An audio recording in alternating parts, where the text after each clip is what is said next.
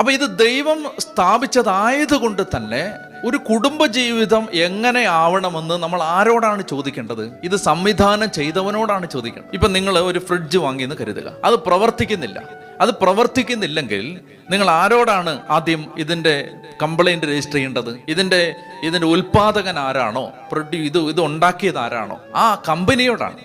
ഇപ്പൊ നിങ്ങൾ ഉപയോഗിക്കുന്ന ഒരു ഫോണ് സാംസങ്ങിന്റെ ഫോണാണ് നിങ്ങൾ ഉപയോഗിക്കുന്നതെങ്കിൽ അത് കേടായാൽ നിങ്ങൾ സാംസങ്ങിനോടാണ് പരാതി പറയുന്നത്. അല്ലെങ്കിൽ സാംസങ്ങിലാണ് ഇതിന്റെ ഈ പ്രശ്നത്തിന്റെ ഉത്തരം, ഇതിന്റെ പരിഹാരം നിങ്ങൾ അന്വേഷിക്കേണ്ടത്, അല്ലേ? സാംസങ്ങിന്റെ സർവീസ് സെന്ററിലാണ് പോകേണ്ടത്. എന്ന് പറഞ്ഞതുപോലെ കുടുംബം ദൈവം സംവിധാനം ചെയ്തതായതുകൊണ്ട് തന്നെ എന്ത് ചെയ്യണം? കുടുംബത്തിൽ എന്തെങ്കിലും പ്രശ്നം വന്നാൽ മനുഷ്യർ ആദ്യം അതിന്റെ പരിഹാരം അന്വേഷിക്കേണ്ടത് സൈക്കാട്രിക് ഡോക്ടറുടെ അടുത്തല്ല, കൗൺസിലിംഗ് സെന്ററുകളിലല്ല, ഫാമിലി തെറാപ്പി സെന്ററുകളിലല്ല, കർത്താവിന്റെ അടുത്താണ്, ദൈവവചനത്തിലാണ്.